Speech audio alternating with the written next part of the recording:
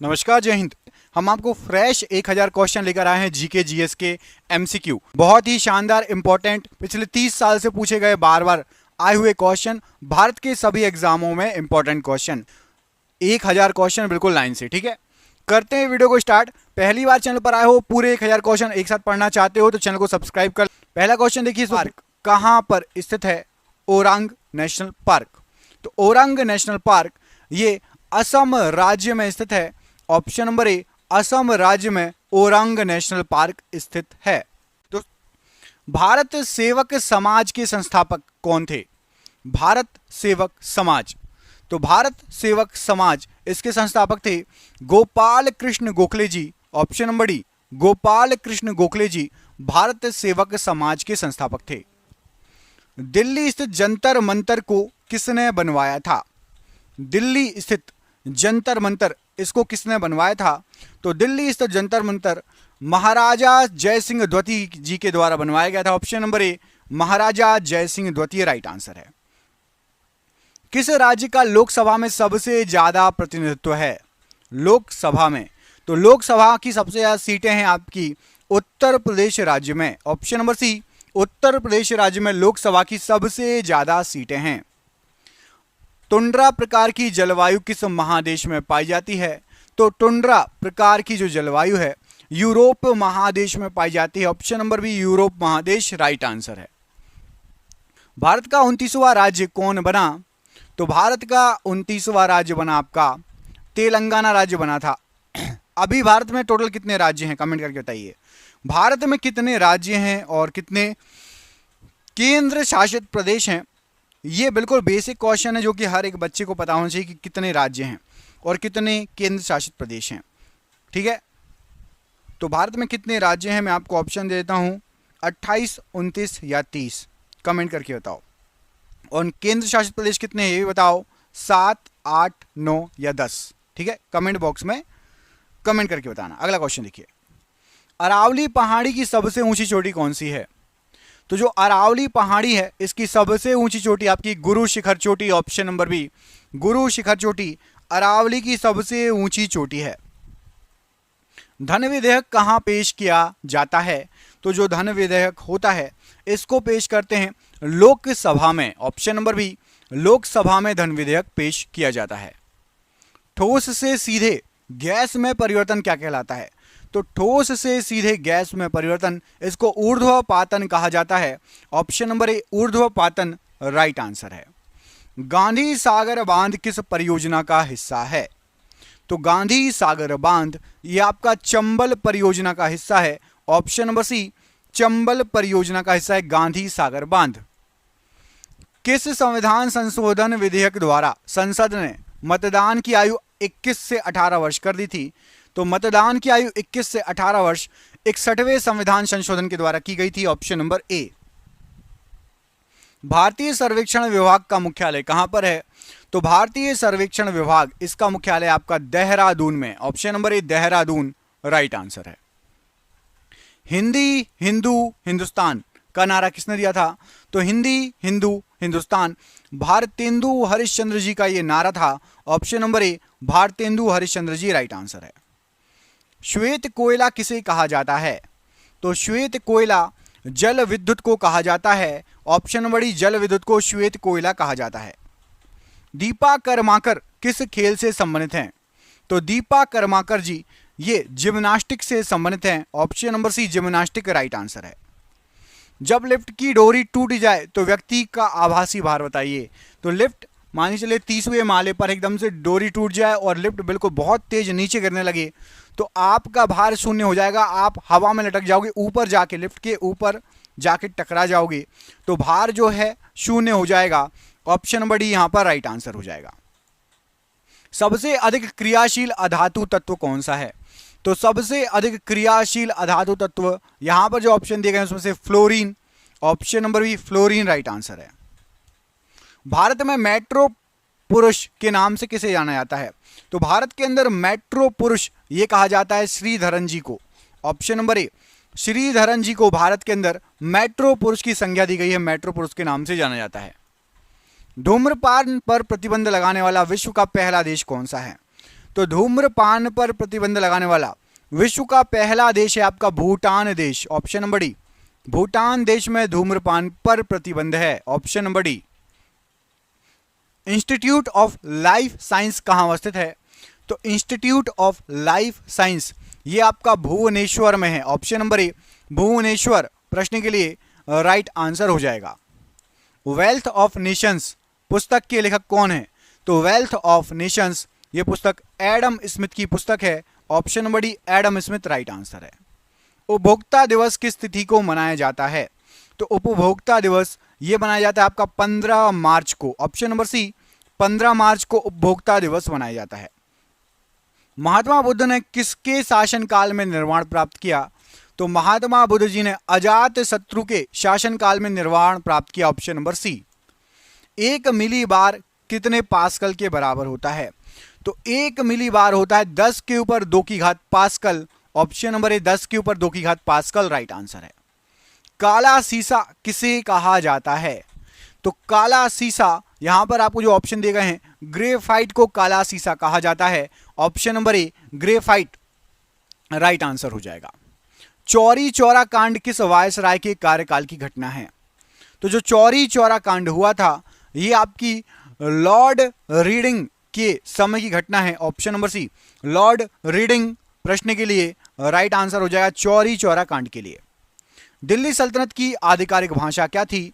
तो दिल्ली सल्तनत में जो आधिकारिक भाषा चलती थी वो चलती थी आपकी फारसी भाषा, ऑप्शन नंबर बी फारसी भाषा प्रश्न के लिए राइट आंसर हो जाएगा।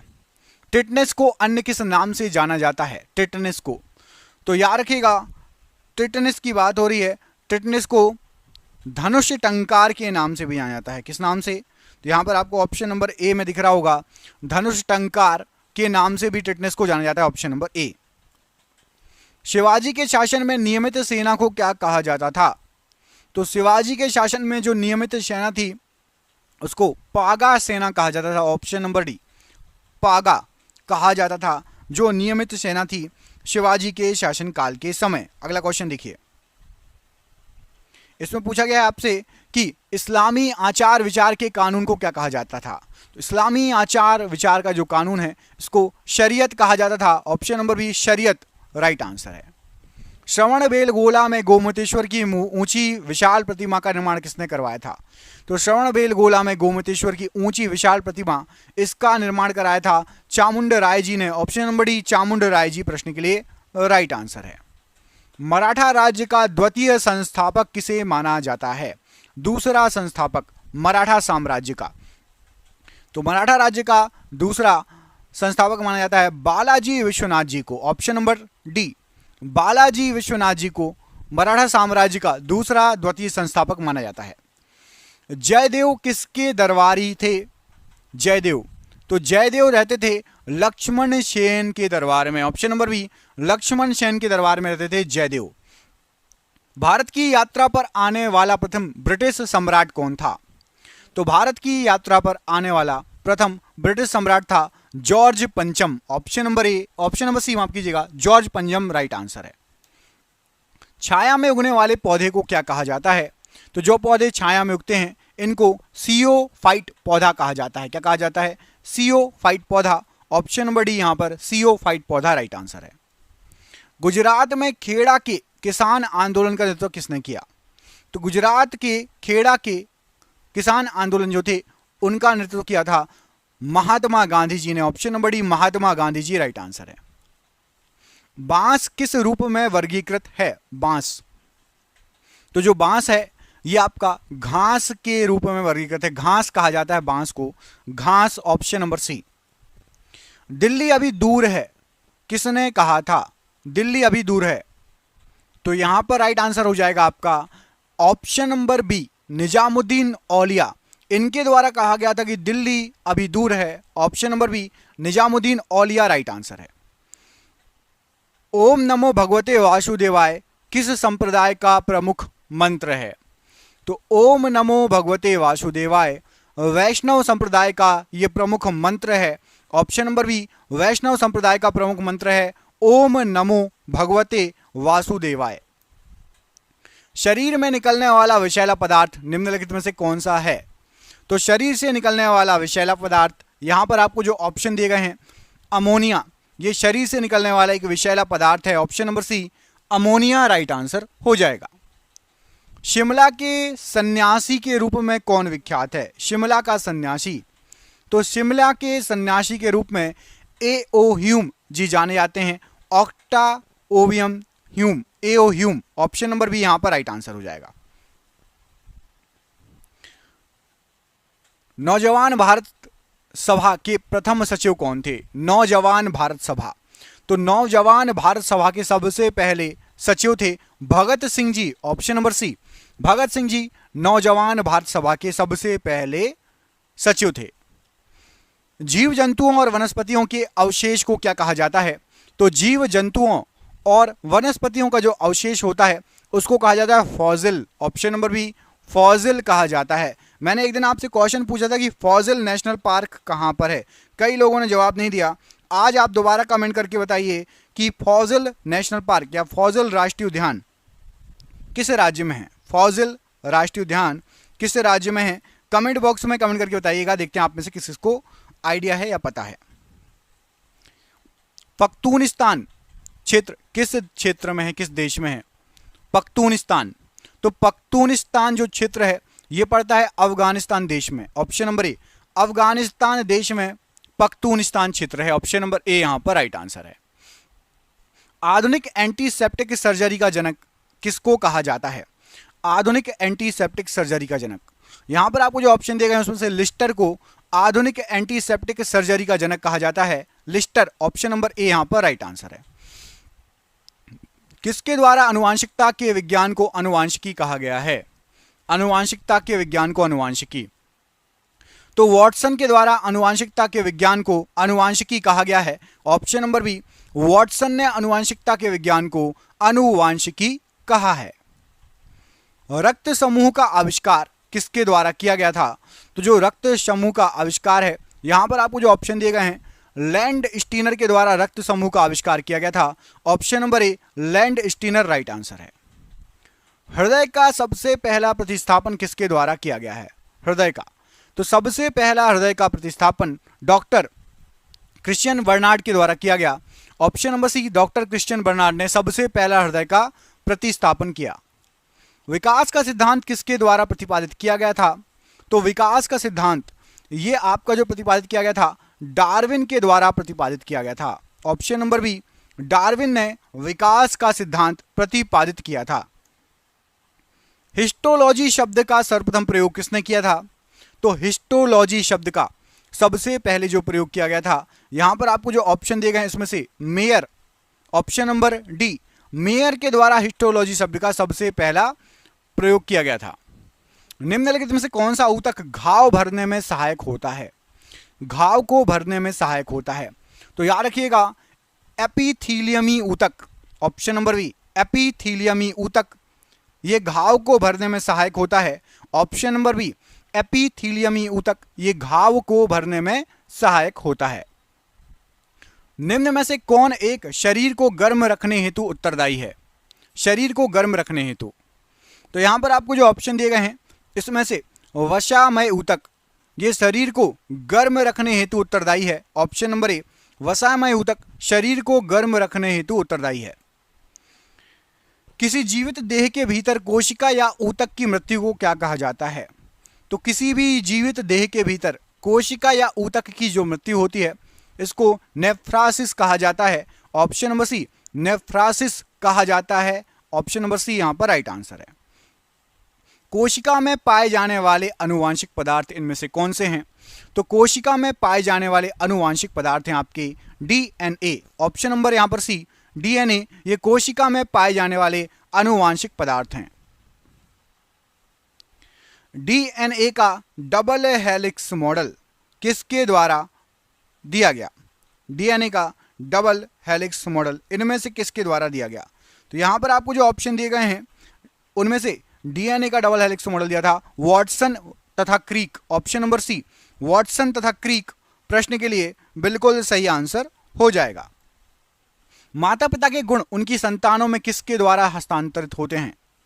तो माता पिता के गुण संतानों में गुणसूत्र के द्वारा हस्तांतरित होते हैं? ऑप्शन नंबर बी, गुणसूत्र के द्वारा हस्तांतरित होते हैं। किस कारण एक माता पिता की सभी संतानें एक समान नहीं होती? तो एक माता पिता की सभी संतानें आनुवांशिक विभिन्नता के कारण एक समान नहीं होती। ऑप्शन नंबर ए, आनुवांशिक विभिन्नता राइट आंसर है। जैव विकास को सर्वप्रथम किसने समझाया था? जैव विकास को तो सबसे पहले जैव विकास को समझाया था लेमार्क ने। ऑप्शन नंबर बी, लेमार्क ने सबसे पहले जैव विकास को समझाया था। उत्परिवर्तन का सिद्धांत प्रतिपादित किया गया था किसके द्वारा? तो उत्परिवर्तन का सिद्धांत ह्यूगो डी ब्रीज या फिर de Vries, option number B यहां पर सही आंसर हो जाएगा, इनके द्वारा जो है प्रतिपादित किया गया था उत्परिवर्तन का सिद्धांत।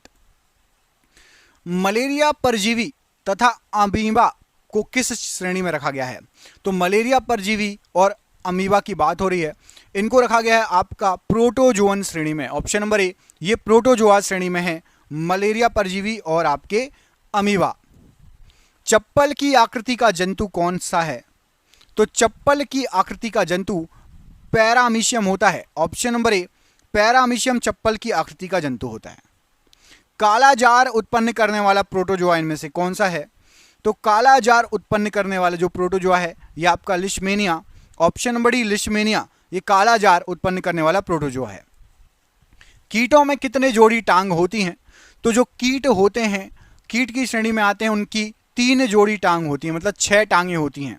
जो कीट होते हैं उनकी 3 जोड़ी टांगें होती हैं, मतलब टोटल 6 टांगें होंगी कीट की।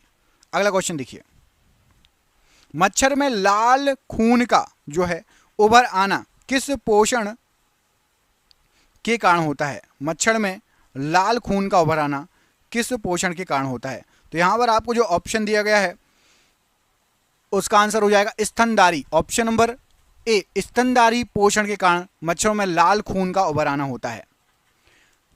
बिच्छू का विष कहां पर होता है? तो बिच्छू का विष होता है उसकी डंक में। ऑप्शन नंबर बी, डंक के अलावा बिच्छू का विष और कहीं नहीं होता, डंक। ऑप्शन नंबर बी यहां पर राइट आंसर है। निद्रा रोग कौन सी मक्खी फैलाती है? तो एक मक्खी है सीसी मक्खी, ये निद्रा रोग फैलाती है। ऑप्शन नंबर ए, सीसी मक्खी राइट आंसर है। तारा मछली निम्नलिखित में से किस संघ का प्राणी है?